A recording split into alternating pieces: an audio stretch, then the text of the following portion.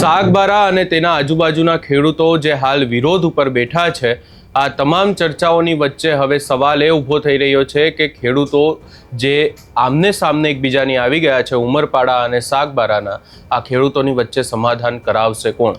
શું છે સમગ્ર મામલો, એની વિગતે ચર્ચા કરીશું। નમસ્કાર, હું છું ઉજ્જવલ અને આપ જોઈ રહ્યા છો નિર્ભય ન્યૂઝ। સાગબારા અને તેના આજુબાજુના આદિવાસી સમાજના લોકો જે છેલ્લા કેટલાય સમયથી વિરોધ ઉપર બેઠા છે, આ આખી બાબતને લઈને અનેક સવાલો ઊભા થઈ રહ્યા છે। સવાલો એટલા માટે પણ ઊભા થઈ રહ્યા છે કારણ કે અનેક રાજકીય નેતાઓ આવ્યા, એ વિસ્તારમાં વાતો પણ કરી, પરંતુ તેમના દ્વારા એકબીજા ઉપર આક્ષેપ પ્રતિ આક્ષેપ કરવામાં આવી રહ્યા છે, એકબીજાની પાર્ટીને લઈને વાતો કરવામાં આવી રહી છે, પરંતુ એ આદિવાસી સમાજના લોકોનું શું? જે આદિવાસી સમાજના લોકો એકબીજાની આમને સામને આવી ગયા છે, એમનું શું?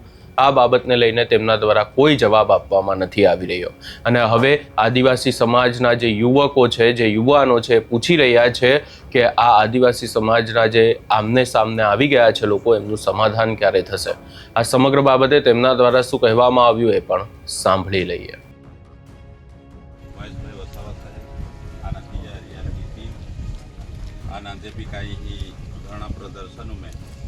लगभग 11-12 दिन लोग संपूर्ण रीते टेकाम लेना आपू समाज उठाया नवयुवा यहाँ पठाने आज जो महेश भाई आलो અને યા જે કાંઈ સૂઝબૂઝ પ્રમાણે જે કાંઈ આપણું સમાજને માર્ગદર્શન આપેલું હતું તો તેમને આપ્યા।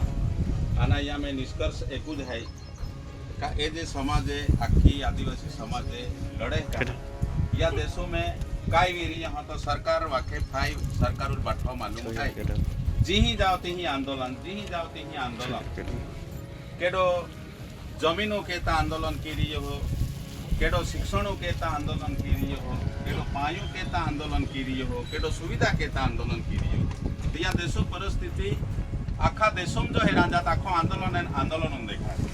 तो एक आपो जो की रही है ये नवायु घटना पे सरकार पे मागुलो केता शिल्प आंदोलन एक व्यवस्था है कि यह आंदोलन थकी संघर्षों वगैरह केटल काय मिलना रहो ना तो तुम हो बायो ही बैठे बोटले आज हमने बैठे जो ओखोते हैं तो महेश भाई भी ओखोते हैं आपो बैठा बोटला है आज नो संघर्षों में जे काय भागीदार बनिया भी ते खरे खरे वर्षों थी जमीने जंगल जमीनों जो प्रश्न है त्या में बाठी रीते सहभागी वेला है ते तुमा समक्ष महेश भाई भी परिचय दे दो तुम बैठे ओखोते जिद्रियो भी जंगल जमीन प्रश्न हलो जिद्रियो है महेश भाई आप बच्चे खड़े वगैरह ने काम के जाऊँ त्या असरा की आपू बैठा आज नो चलिया बेने आज जे परिस्थिति निर्माण हुई तो ये खाली है ने बेन 5 लोग मनो जो संतोष ना भी रही दिया ने कहीं बाठो आमने नु जो दिया की बाठो भी रही बाकी समाजो काई के एंडा लोग है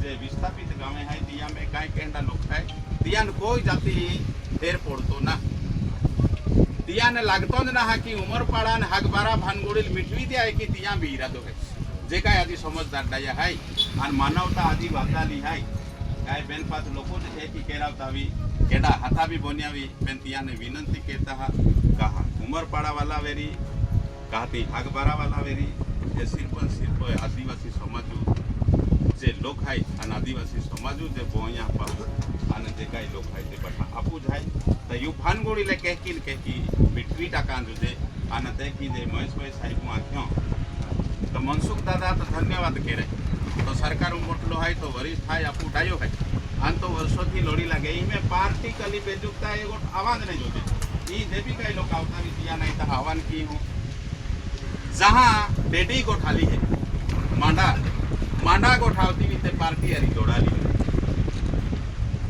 आ पेटना खाड़ानो सवाल है एमा पार्टी कली पेज पर कोई जातनी बात आवी जोईए नहीं तो एना माटे साहेबे जेम कीधुं तेम के एक वरिष्ठ આગેવાન ગણપતભાઈ વસાવા સાહેબ જે આપણા સમાજના મોટા માણસ છે કે જેણે આ પાર્ટી માટે અને સમાજ માટે એટલું બધું યોગદાન આપ્યું છે તો એક નાનકડી બાબત જે લોકો આજે ધરણા પર બેઠા છે ને એક બાજુ એના જ લોકો આ લોકોનો વિરોધ કરે છે કે અમે ઉમરપાડાવાળાને પહેલા બેઠા છે તે સાગબારાવાળાને 1 ઇંચ બી જમીન નહીં આપીએ તો 1 ઇંચ જમીન નહીં આપવાનો અધિકાર કોણે આપ્યો હતો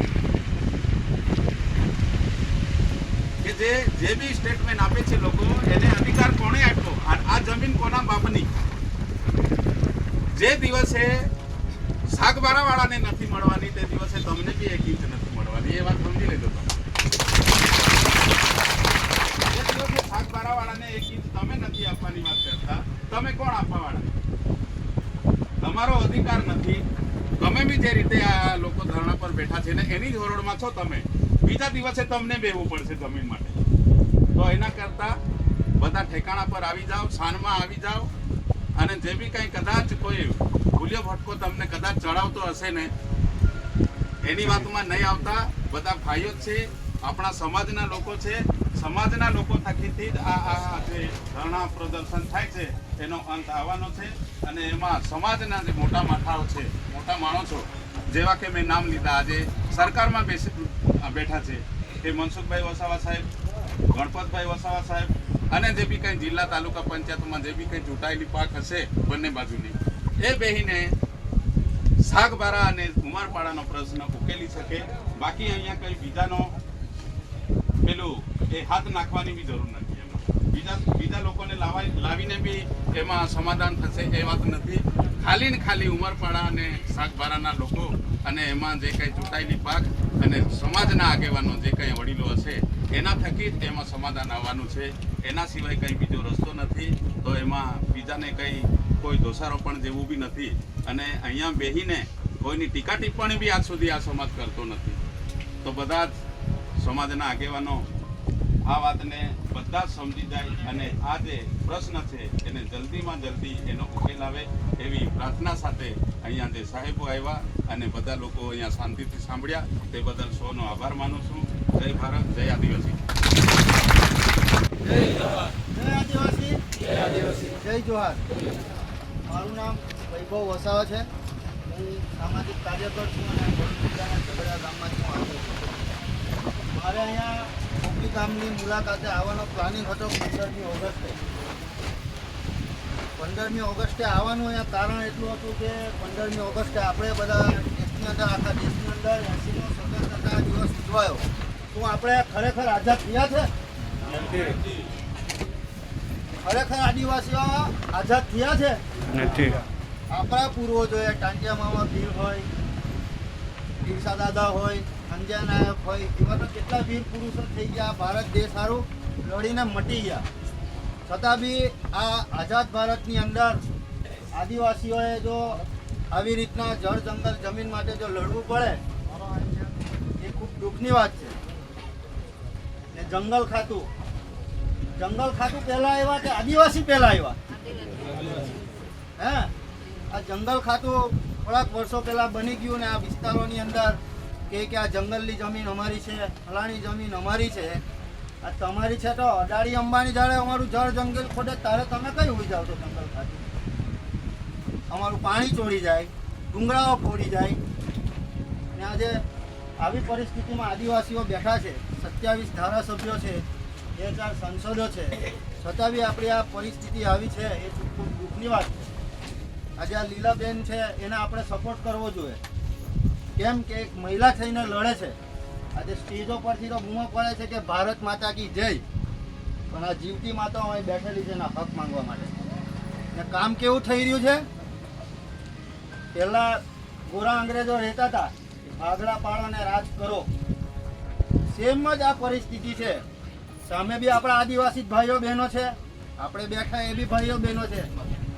પણ આ જંગલ ખાતું કંઈક અલગ ભૂમિકા ભજવી ને અહીં ગાડી કંઈક બીજું લઈ આવવાનો પ્રયાસ, મને એવું લાગે છે કે આ કંઈક અહીં ગાડી બીજું લાવવાનો પ્રયાસ કરી રહ્યા છે.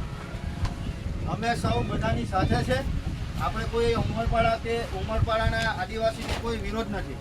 પણ પહેલાં બી જંગલ જમીન તમે ખેડતા હતા જ ને આપણો હક છે. જંગલ જમીન તો આદિવાસીઓએ સાચવેલું છે. એમાં આપણે ખેતી કરીને ખાઈએ છીએ. આપણે વિનંતી છે બધા આગેવાનોને કે આ લડતને સમાધાન તરફ લઈ જાય. કેમ કે અંદર જ જો આદિવાસી લડશે ને તો પછી આપણે જે પેલો નારો લગાવીએ છીએ એક કમાન એ કંઈ શોખતું નહીં પછી આદિવાસી. આપણે કહીએ કે આપણે બધા એક છે. આ લડાવે છે અંદર જંગલ ખાતે એમના ફાયદા માટે. કેમ આદિવાસી પર જ એ લોકો તરાપ મારે છે અને મૂડીવાદીઓ આવે એમને ખુલ્લો ડોર આપી દે છે. રક્ષણ બી એ લોકો કરે. સાથે સાથે અહીં ગાડી જે જુવાનો છે જેનજી એમને એક શબ્દ કહી જાઉં છું, હું બી તમારી જેવા સામાન્ય ઘરનો વ્યક્તિ છું, હું બી કોઈ મોટા ઘરનો વ્યક્તિ નહીં. આ દાદાઓ, આ વડીલો, આ દાદીઓને બધા જે લડે છે ને એને જીવી લીધું છે, એમની લંબી બાબી થઈ ગઈ.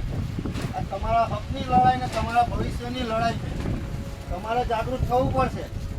જેનજીએ અવાજ ઉઠાવવો પડશે. જો જેનજી દિલ્હીમાં ભેગા થયા, કહેવાય છે કે આ સરકારોની અંદર કોઈ ઝૂકતું નહીં, તો જેનજીએ ઝુકાવ્યા ને આપવું પડ્યું ને રાજીનામું. બસ બધા તૈયાર થઈ જાવ, જોવાની આવો. બિરસા દાદા 25 વર્ષની ઉંમરે લડતા લડતા મરી ગયા. હજુ આપણે 25, 27 વર્ષ 30 વર્ષના છે. અહીંયા લડવું પડશે, કેમ કે આ વિસ્તારોની અંદર ભલા પ્રોજેક્ટો આવી રહેલા છે, કોરિડોરો આવી રહેલા છે. આ દાદાઓએ દાદીઓએ જીવી લીધું. આપણે લડવાનું છે. આવનારી પેઢીને આપણે બચાવીશું. આ મહેશ સાહેબની 50 વર્ષની ઉપર ઉંમર છે, આ દાદાઓની ઉંમર હશે 60-70 વર્ષ. તો હવે શું, એમને તો જીવી લીધી જિંદગી, હવે જીવવાનું કોણ? આપણે જ ને. આ સમાજને કોઈ બચાવવો પડશે. એટલે ખાસ કરીને મારે નહોતું બોલવું, પણ અહીંયા ગાડી ઉંમરવાળાઓની સંખ્યા વધારે છે અને જુવાનીઓની સંખ્યા ઓછી છે. હંમેશા કોઈ બી લડતમાં એ બહેનો હોય કે ભાઈઓ હોય, હવે જેનજીએ આગળ આવવું પડશે. બિરસા મુંડાની જેમ મૂળ ગુલાન કરવું પડશે. જય આદિવાસી, જય જોહાર. તમે અહીંયા આદિવાસી સમાજના યુવકોને સાંભળ્યા અને તેમના દ્વારા સીધી જ વાત કરવામાં આવી રહી છે કે આખી બાબતનું હવે નિરાકરણ શું છે. આગામી સમયમાં હવે જોવાનું રહેશે કે આખી બાબતે શું નિરાકરણ આવે છે. આ સમગ્ર બાબતે તમારો શું અભિપ્રાય છે અમને કમેન્ટ કરી જરૂર જણાવશો ને અમારી ચેનલ નિર્ભય ન્યૂઝને લાઇક, શેર, સબસ્ક્રાઇબ કરવાનું ભૂલશો નહીં.